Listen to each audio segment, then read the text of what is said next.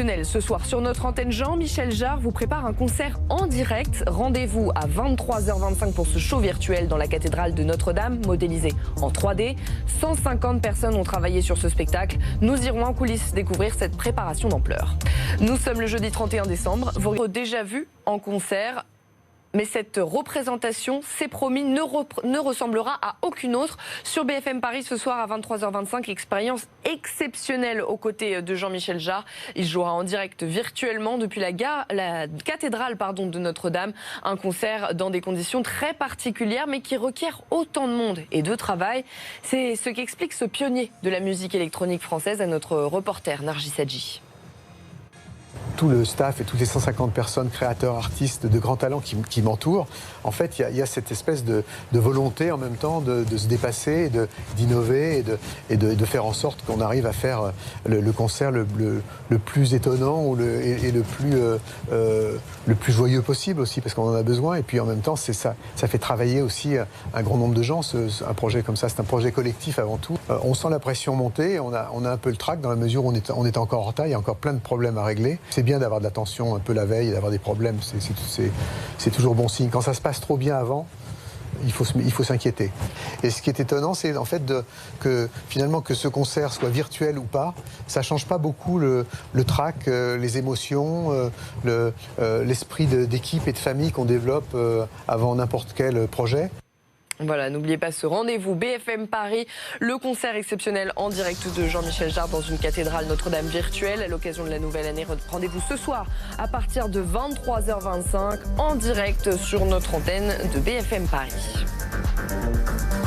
Allez, tout de suite la météo, des nuages, de la pluie, un peu de vent et surtout du froid, Kevin, pour les dernières heures de l'année 2020. Oui, en effet, Alexia, il va faire de plus en plus frais. On vous en parle depuis quelques semaines maintenant. Ce soir sur BFM Paris, concert exceptionnel de Jean-Michel Jarre en direct à 23h25. Vous pourrez suivre avec nous cet événement qui clôturera cette année si particulière. Et c'est une expérience inédite que nous propose l'artiste Jean-Michel Jarre, qui prépare donc une performance en réalité virtuelle dans la cathédrale Notre-Dame de Paris, reconstituée en 3D pour l'occasion. Plongez dans les coulisses de sa préparation avec Élise Phillips.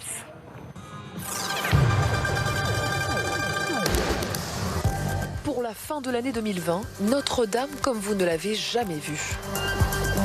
Ce soir, Jean-Michel Jarre, ou plutôt son avatar, donnera un concert en direct dans une Notre-Dame reconstituée. Pour cette performance inédite, plus de 3 mois de travail ont été nécessaires. Là, je suis entouré d'instruments qui me sont très familiers, qui sont des instruments qui ne sont pas du tout en réalité virtuelle. Et via mon avatar, ces instruments seront reproduits dans la cathédrale virtuelle. Pour pouvoir créer son avatar, 29 capteurs sont installés sur l'artiste et les mouvements doivent être synchronisés avant chaque enregistrement.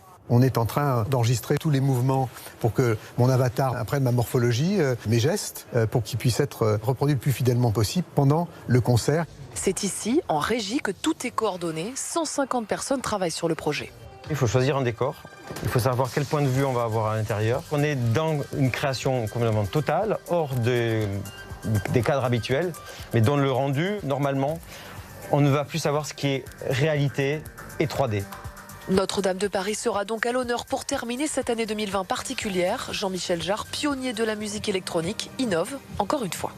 Toutes ces technologies ne sont pas l'apanage des Chinois et des Américains. En France, il y a un très très grand savoir-faire dans ce domaine. C'est ça qui est aussi excitant, d'avoir la sensation de repousser les frontières, d'ouvrir des portes sur des territoires vierges.